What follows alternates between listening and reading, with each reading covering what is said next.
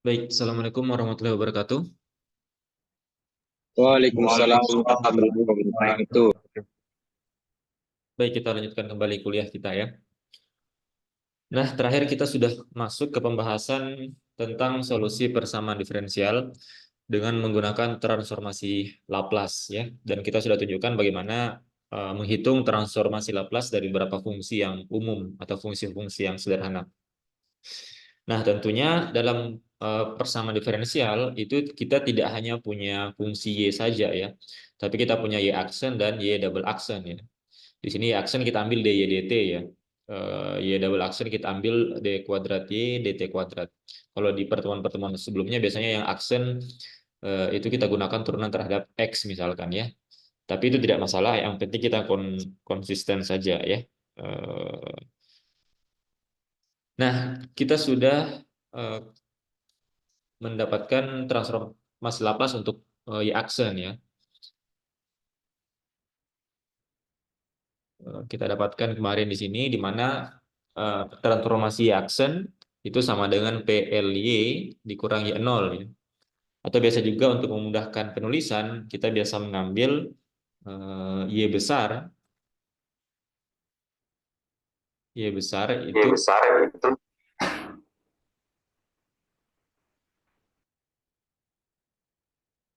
Y besar itu sebagai LY transformasi dari LY ya. Sorry, transformasi Laplace dari Y, fungsi Y. Kemudian kita biasa juga mengambil Y0 ya. Y0 seperti ini itu Y pada saat T sama dengan 0 ya. Nah, sehingga kita bisa tuliskan transformasi Laplace dari Y aksen itu sama dengan PY besar ya.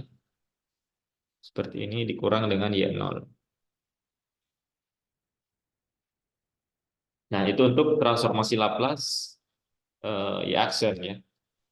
Nah, kemudian yang kedua, kita juga butuh eh, transformasi Laplace dari Y double aksen. Jadi tinggal kita masukkan kembali ke formulanya. Berarti kita akan punya integral 0 sampai tak hingga dari Y double aksen ya. Atau bisa kita tuliskan ddt dari Y aksen dikali dengan E pangkat minus PT dt seperti ini ya. Nah, suku yang ini itu bisa kita nyatakan dalam turunan, kita bisa mengambil menyatakan dia sebagai turunan dari dua buah fungsi kemudian dikurang sama seperti yang kemarin ya. Jadi yang bagian dalam integral ini bisa kita jabarkan itu menjadi turunan dari fungsi Y aksen dan E pangkat minus PT ya. Dikali E pangkat minus PT. Kemudian dikurang dt, dikurang integral 0 sampai tak hingga Y aksen d dt dari E pangkat minus PT ya. Seperti ini.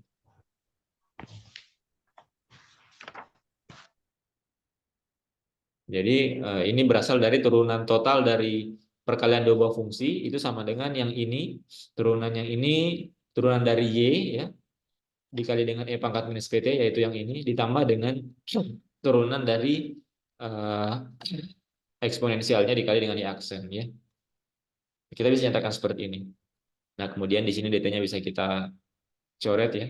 Sehingga suku pertama integral dari d sesuatu ya, itu adalah sesuatu itu sendiri ya. Berarti kita bisa tuliskan di sini suku pertama menjadi Y aksen E pangkat minus PT dengan batas 0 sampai tak hingga.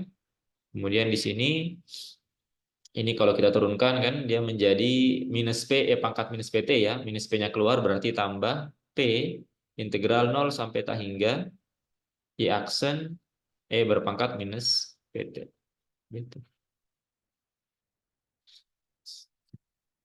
Nah ini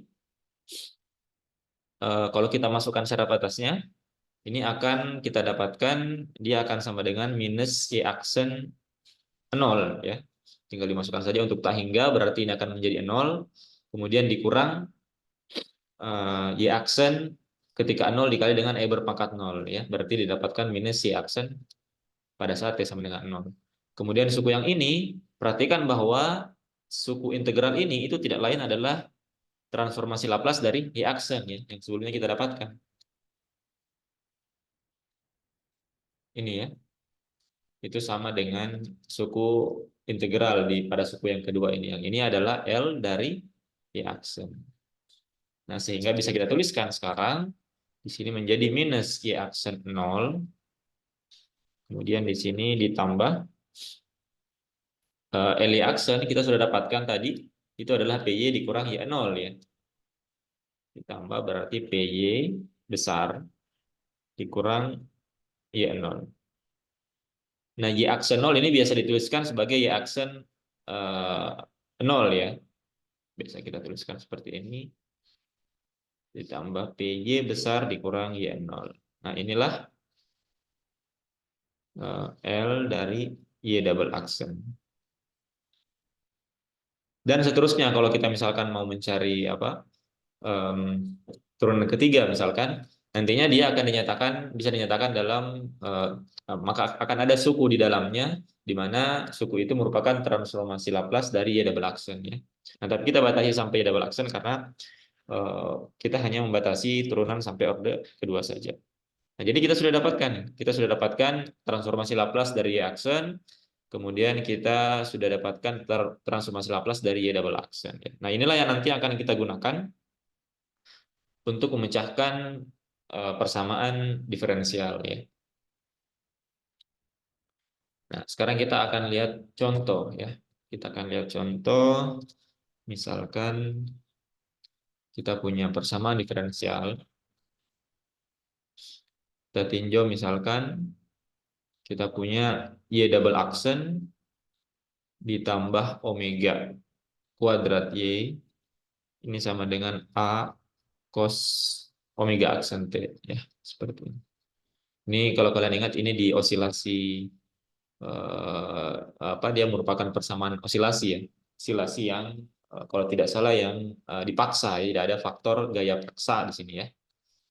Nah, ini kita akan selesaikan dengan transformasi Laplace. Nah, kemudian untuk persamaan diferensial yang bisa diselesaikan dengan transformasi Laplace itu adalah persamaan diferensial yang memberikan syarat awal ya. Jadi kita punya di sini kondisi ketika y-nya sama dengan ketika t-nya sama dengan 0, misalkan saja B. Kemudian ketika y aksennya pada saat t sama dengan 0 itu sama dengan misalkan 0. Jadi dia memiliki syarat awal ya. Jadi untuk persamaan diferensial yang diselesaikan dengan transformasi Laplace itu memberikan solusi yang unik ya, bukan solusi yang umum.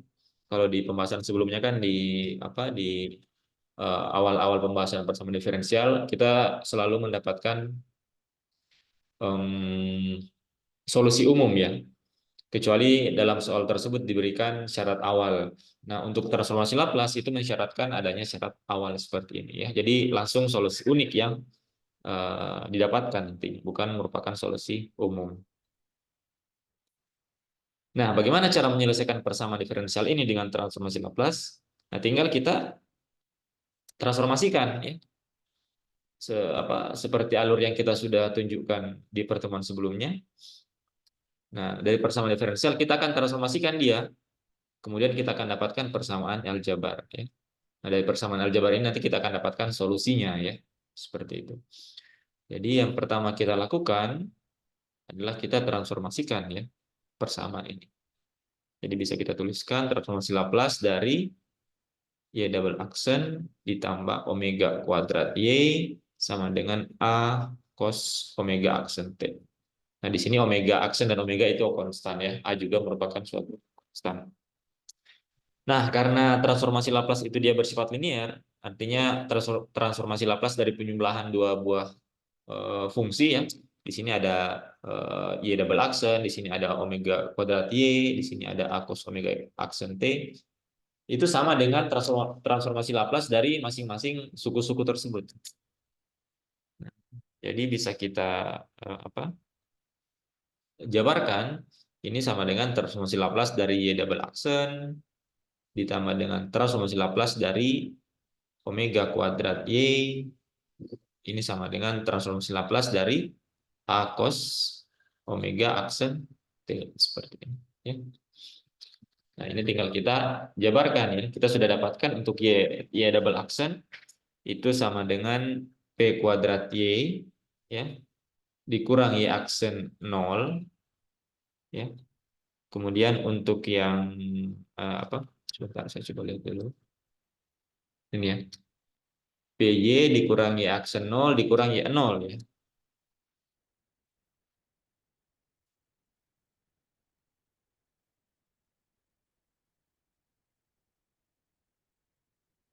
Dikurang ya 0.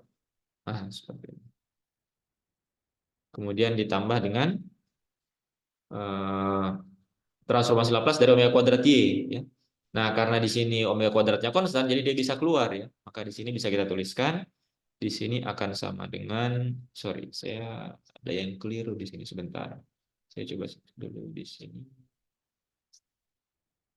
Sebentar. P kuadrat Y. Sebentar ya. Saya cek dulu. Oh, saya ada sedikit keliru di sini ya. Sebentar. Di sini itu harusnya di sini ada P ya. Berarti di sini ada P di sini. Berarti di sini akan menjadi P kuadrat. Di sini ada P y 0 ya. Ini P kuadrat, di sini ada P y 0 ya. Jadi koreksi sedikit. Ya, di sini ada P ya di luar. Nah, sehingga di sini berarti sudah betul di sini P kuadrat Y besar, kemudian dikurang apa? Y aksen 0, kemudian dikurang P Y 0. Berarti di sini ada P di sini ya. Dikurang P Y 0. Kemudian dikurang ditambah omega kuadrat dari transformasi Laplace dari Y. Nah, ini kita simbolkan sebagai Y besar seperti ini ya. Ini sama dengan transformasi Laplace dari ini hanya bisa keluar transformasi Laplace dari cos omega aksen P seperti ini. Ya. Nah, suku yang lurus kiri ini bisa kita sederhanakan ya. Kita sudah dapatkan tadi syarat awal Y0 itu sama dengan B ya. Sama dengan B berarti ini itu sama dengan B. Kemudian Y aksen 0 itu sama dengan 0. Berarti suku yang ini sama dengan 0. Kemudian kita juga sudah ketahui, kita bisa lihat di tabel transformasi Laplace dari cos omega aksen T ya. Yang ini itu tidak lain itu sama dengan P per P kuadrat ditambah dengan omega aksen kuadrat. Nah, berarti sekarang persamaannya tereduksi menjadi ini tinggal P kuadrat Y kemudian dikurang BP ya, dikurang BP kemudian ditambah dengan omega kuadrat Y ini sama dengan P per P kuadrat ditambah omega aksen kuadrat. Nah, ini yang sama-sama mengandung Y besar kita kumpulkan. Maka kita punya P kuadrat ditambah omega kuadrat Y dikurang BP itu sama dengan, sorry, di sini ada A-nya ya. AP per P kuadrat ditambah omega aksen kuadrat. BP-nya kita pindahkan ke ruas kanan. Kemudian kedua ruas kita bagi dengan P kuadrat ditambah omega kuadrat ya. Supaya kita dapatkan solusi Y-nya. Maka kita akan dapatkan Y besar itu sama dengan di sini berarti AP ya dibagi dengan P kuadrat ditambah omega aksen kuadrat ditambah dengan BP dibagi dengan P kuadrat ditambah dengan omega kuadrat. Atau ini akan sama dengan AP dibagi dengan P kuadrat ditambah omega aksen kuadrat ya dikali dengan P kuadrat ditambah omega kuadrat kemudian ditambah dengan BP di sini menyisakan P kuadrat ditambah omega kuadrat. Nah, karena A dan B-nya konstan sehingga kita bisa keluarkan ya. Berarti kita dapatkan solusi Y-nya itu sama dengan A dikali dengan P dibagi dengan P kuadrat ditambah omega aksen kuadrat dikali dengan P kuadrat ditambah omega kuadrat. Kemudian ini ditambah dengan B, P dibagi dengan P kuadrat ditambah omega kuadrat. Seperti itu ya. Nah, kita tahu, kita sudah dapatkan solusi dari persamaan aljabarnya ya. Nah, sekarang untuk mendapatkan solusi Y kecilnya, solusi dari persamaan diferensialnya, kita lakukan inverse pada transformasi Laplace-nya ya. Nah, kita tahu bahwa Y besar itu adalah transformasi Laplace dari Y kecil ya. Solusi dari persamaan diferensialnya. Nah, maka untuk mendapatkan Y kecilnya yang merupakan fungsi T, itu kita lakukan inverse terhadap transformasi Laplace. Jadi inverse dari transformasi Laplace. Y. Jadi kalau kalian sudah lihat tabel yang ada di bawah, nah itu kan ada pasangan-pasangan transformasi Laplace dari beberapa fungsi. Nah, ketika kita inverse kan, kita lihat nanti yang mana transformasi Laplace yang sesuai dengan kasus yang kita punya, kemudian kita pasangkan dengan fungsi awalnya ya. Jadi seperti itu. Jadi nanti tinggal kita lihat tabelnya ya. Kira-kira kalau transformasi Laplace-nya seperti ini misalkan itu dia bentuk transformasi Laplace dari fungsi A ya. Nah, berarti bisa kita tuliskan, kita akan dapatkan bahwa solusi Y-nya itu sama dengan A inverse dari transformasi Laplace suku yang ada di dalam kurung siku ini ya. Karena yang ini itu adalah Y besar ya. Ini adalah transformasi Laplace dari Y ya, yang ada suku yang ada di dalam kurung siku atau seluruh suku yang ada di ruas kanan. Ini merupakan L dari Y kecil. Ya. Sehingga untuk mendapatkan Y-nya itu kita inverse-kan. Maka ini akan sama dengan inverse dari P per P kuadrat ditambah omega aksen kuadrat ditambah P kuadrat ditambah omega kuadrat seperti ini. Kemudian ditambah dengan B L-1 dari P per P kuadrat ditambah omega kuadrat.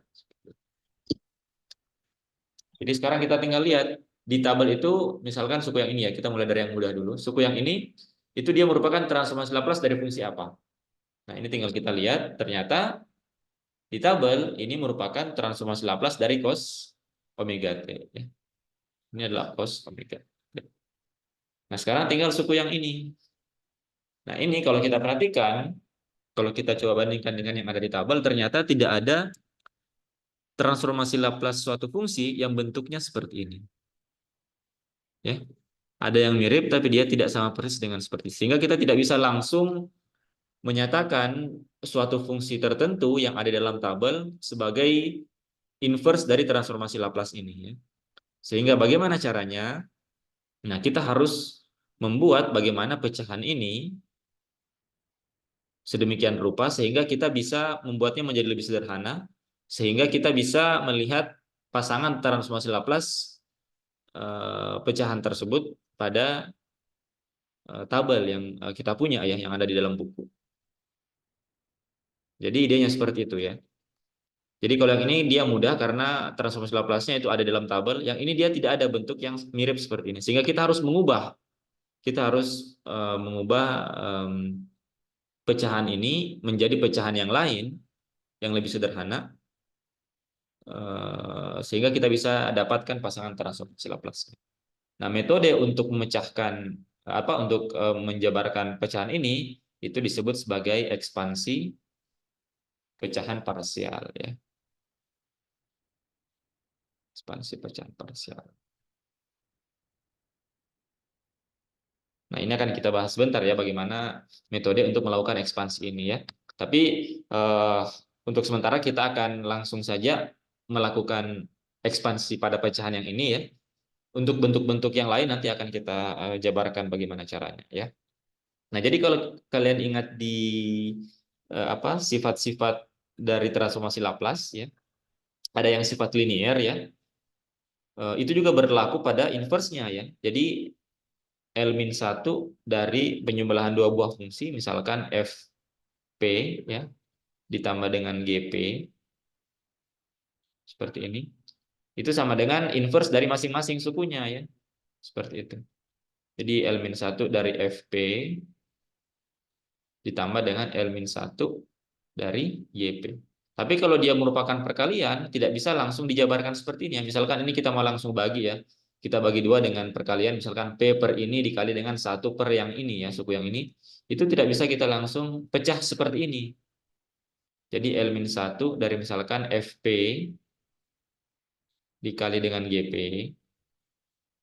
itu tidak bisa kita langsung inverskan masing-masing ya. Misalkan L-1 dari FP dikali dengan L-1 dari GP ya. Dia tidak memiliki sifat ini. Sehingga ini tidak bisa kita langsung pisahkan dengan bentuk operasi perkalian ya. Kita pecah dia menjadi lebih sederhana dengan perkalian. Nah, sehingga satu-satunya cara kita ingin membuat dia terpecah menjadi penyembelahan dua buah fungsi yang sederhana ya, fungsi P yang sederhana. Nah, itulah yang disebut sebagai ekspansi pecahan parsial. Nah, bagaimana caranya? Nah, kita fokuskan dulu untuk pecahan ini ya, sebelum kita sebentar akan bahas secara lebih mendetail bagaimana ekspansi pecahan parsial itu. Nah, jadi kita punya pecahan P dibagi dengan apa? P kuadrat ditambah omega kuadrat dikali dengan P kuadrat ditambah omega aksen kuadrat. Nah, ini bisa kita pecah menjadi penyembelahan dua buah pecahan ya. Ini penyebutnya adalah P kuadrat ditambah omega kuadrat. Yang ini adalah P kuadrat ditambah dengan omega aksen kuadrat. Ya. Jadi bisa kita pecah seperti ini. Karena ini kan kalau kita samakan penyebutnya, pecahan ini misalkan dua pecahan ini kita mau samakan penyebutnya ini kan kita kalikan. Maka dia akan menghasilkan penyebut seperti ini ya. Nah, tinggal bagaimana suku pembilangnya yang kita tentukan ya. Nah, ini memiliki aturan tertentu. Nah, untuk bentuk penyebut seperti ini, pangkat P di sini pangkat P-nya itu pangkat 2 ya. Maka kita akan menghasilkan di sini bentuknya, bentuk pembilangnya itu adalah AP ditambah dengan B ya, di mana A dan B itu adalah konstanta yang akan kita cari nanti. Kemudian untuk suku yang ini itu akan sama dengan suku pembilangnya sama dengan CP ditambah dengan D ya. Nah, jadi bentuk ekspansinya adalah seperti ini ya. Jadi pecahan yang awalnya utuh seperti ini kita ekspansikan ya menjadi pecahan parsial, artinya menjadi dua buah pecahan yang berbeda. Ketika dijumlahkan, dia akan menghasilkan pecahan ini. Ya. Sehingga tinggal kita operasikan penyembelahan kedua buah pecahan ini, kemudian nanti kita samakan dengan suku yang ada di ruas kiri. Ya. Nah, ini kalau kita jabarkan, misalkan kita mau cari penyembelahannya, kita samakan penyebutnya ya, maka kita akan dapatkan di sini. Berarti kita kalikan penyebutnya ya, P kuadrat ditambah omega kuadrat dikali dengan P kuadrat ditambah omega aksen kuadrat. Nah, kemudian ini tinggal kita jabarkan. Berarti ini dibagi penyebut ini ya, kemudian dikali yang ini ya. Berarti kita akan dapatkan AP ditambah B, kemudian dikali dengan P kuadrat ditambah omega aksen kuadrat, kemudian ditambah dengan CP ditambah D, dikali dengan P kuadrat ditambah omega kuadrat. Seperti itu ya. Kemudian nanti ini tinggal kita bongkar ya. Kita bongkar saja ini masing-masing setiap sukunya. Maka kita akan dapatkan di sini suku AP pangkat 3 ya. Kemudian kita punya APWA omega aksen pangkat 2 ditambah AP omega aksen pangkat 2. Kemudian kita punya BP pangkat 2. Kemudian kita punya B omega aksen kuadrat. Nah, suku kedua juga seperti itu ya. Berarti di sini kita punya CP pangkat 3 ditambah CP omega pangkat 2 ditambah DP pangkat 2 ditambah D omega pangkat 2. Nah, kemudian dibagi dengan ini ya. P kuadrat ditambah omega kuadrat dikali dengan P kuadrat ditambah omega aksen kuadrat. Ini tinggal kita kumpulkan suku yang di pembilangnya, kita kumpulkan suku-suku yang sejenis ya, yang mengandung P yang sama. Misalkan kita kumpulkan yang sama-sama P pangkat 3. Berarti kita akan punya nanti suku yang A, AP pangkat 3 dan CP pangkat 3 ya. Berarti A ditambah C, P pangkat 3 Kemudian ditambah sekarang yang P pangkat 2, berarti kita punya B, P pangkat 2, dan DP pangkat 2 ya. Berarti kita punya BP pangkat 2 ditambah D,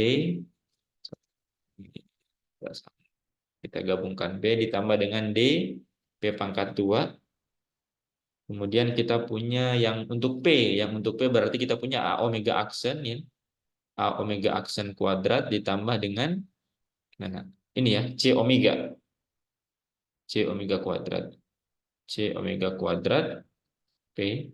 Kemudian yang terakhir ditambah dengan yang tidak memiliki variabel P. Berarti kita punya B omega aksen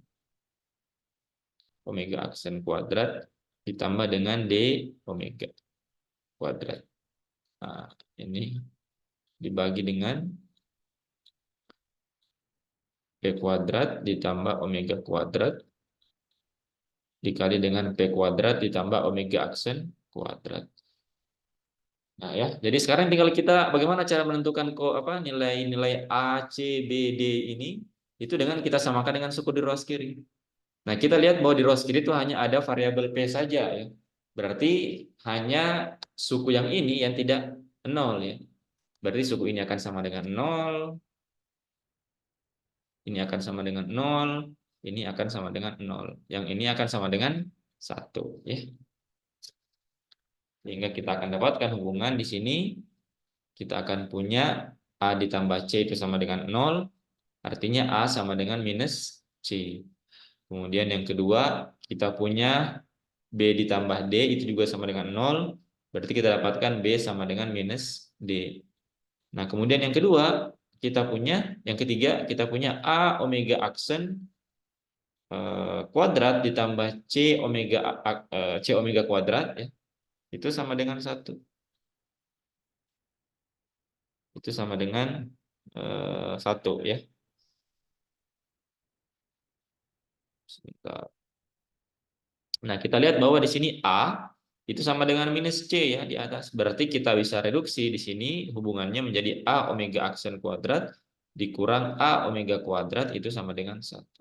Hanya bisa keluar berarti A omega aksen kuadrat dikurang omega kuadrat itu sama dengan 1. Nah, di sini kita dapatkan A-nya sekarang. Berarti A-nya itu sama dengan 1 dibagi dengan omega aksen kuadrat dikurang omega kuadrat.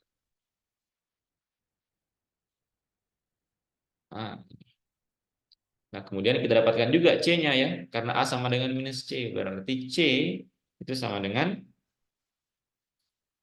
minus 1 per omega aksen kuadrat dikurang omega kuadrat. Nah, bagaimana dengan untuk yang B dan D? Ya, kita punya B ditambah D itu sama dengan 0 ya. Sorry. Kita punya sebentar. Nah, kita punya ini ya yang ketiga. Sebentar, saya kayaknya. Oke. Ini sama dengan 0 juga ya. Jadi masih ada yang keempat.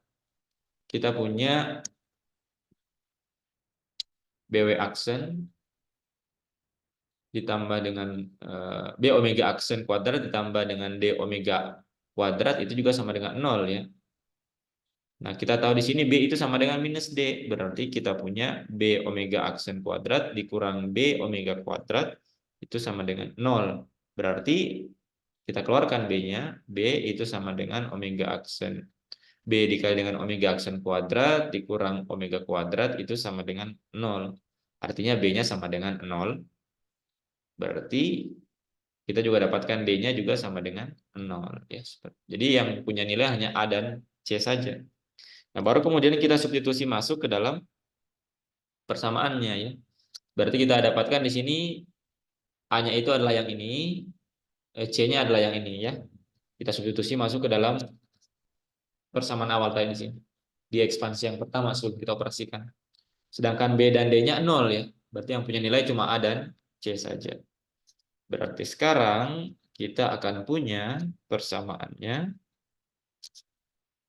itu menjadi P dibagi dengan P kuadrat ditambah omega kuadrat, P kuadrat ditambah omega aksen kuadrat, itu sama dengan Suku pertama adalah mana? AP tambah B per ini ya. Hanya kita sudah dapatkan itu sama dengan ini. Berarti kita bisa tuliskan di sini sama dengan P dibagi dengan omega aksen kuadrat dikurang omega kuadrat dikali dengan P kuadrat ditambah omega kuadrat. Kemudian suku yang kedua, kita punya ini ya. C-nya itu sama dengan minus A ya. Ini minus ini berarti di sini jadi kurang. Berarti kurang P dibagi dengan omega aksen kuadrat dikurang omega kuadrat dikali dengan P kuadrat ditambah omega kuadrat. Nah, karena omega aksen dan omega ini dia konstan, sehingga dia bisa keluar ya. Berarti kita punya di sini seper omega aksen kuadrat dikurang omega kuadrat dikali dengan di sini berarti P dibagi dengan P kuadrat ditambah omega kuadrat dikurang P dibagi dengan P kuadrat ditambah dengan omega kuadrat. Ini aksen ya. Nah, seperti ini. Kita sudah dapatkan penjabaran ini. Nah, inilah yang kita masukkan ke dalam inverse transformasi Laplace yang tadi ya, yang di atas ini. Nah, sehingga kita sekarang akan dapatkan penjumlahan dua buah penjumlahan dua buah pecahan yang lebih sederhana ya. Berarti kalau kita mau cari L-1 dari suku yang ini ya. Dari suku yang ini itu sama dengan ini bisa keluar seper omega aksen kuadrat dikurang omega kuadrat transformasi Laplace dari masing-masing suku yang ini ya. Berarti kita punya L-1 dari P per P kuadrat ditambah omega kuadrat kemudian dikurang L-1 dari P per P kuadrat ditambah omega kuadrat. Ini omega aksen ya. Ini omega aksen. Nah, inverse dari transformasi Laplace ini tuh terlihat lebih sederhana ya, karena ini sudah ada di tabel. Suku yang ini itu tidak lain, ini itu sama dengan transformasi Laplace dari cos omega t, omega aksen t. Sedangkan yang ini itu transformasi Laplace dari cos omega t. Sebentar. Kayaknya ada yang tertukar. Tunggu, saya coba cek dulu. Sebentar.